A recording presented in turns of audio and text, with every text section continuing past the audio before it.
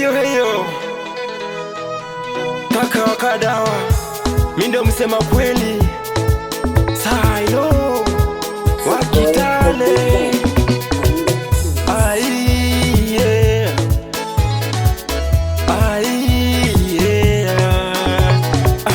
Mama, baba,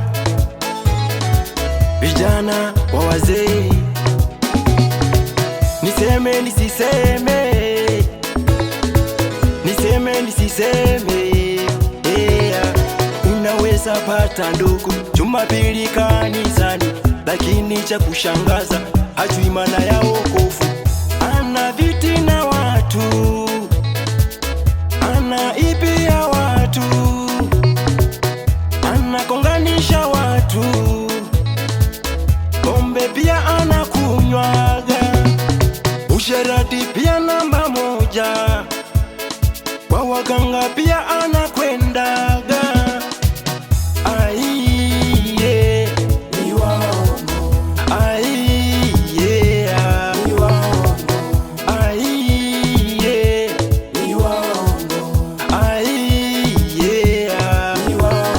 Hautaki kuona mtu akiwa ameendelea, eti akiendelea hata kushinda, unamwendea kwa mganga ili umwangamize.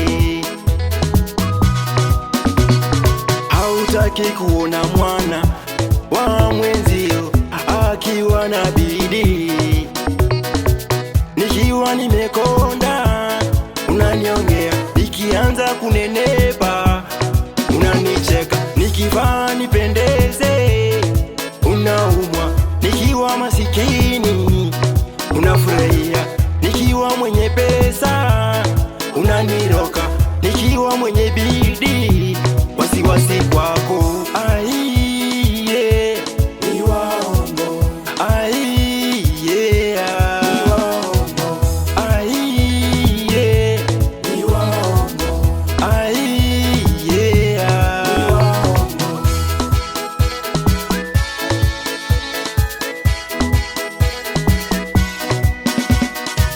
Fitina siyo kasi, masengenyo kila kona, katafute kazi. Pombe siyo maji, pombe siyo dawa, wachana nayo. Toka kwa usherati, toka kwa ukahaba, hauna digiri. Toka kwa usherati, toka kwa ukahaba, hauna malipo. Wachana na ushirikina, toka kwa waganga, Mungu anakuita, Baba anakuitaga, Mungu wangu anakuita.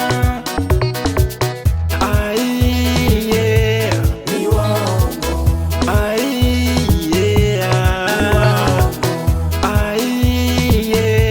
Ni waongo.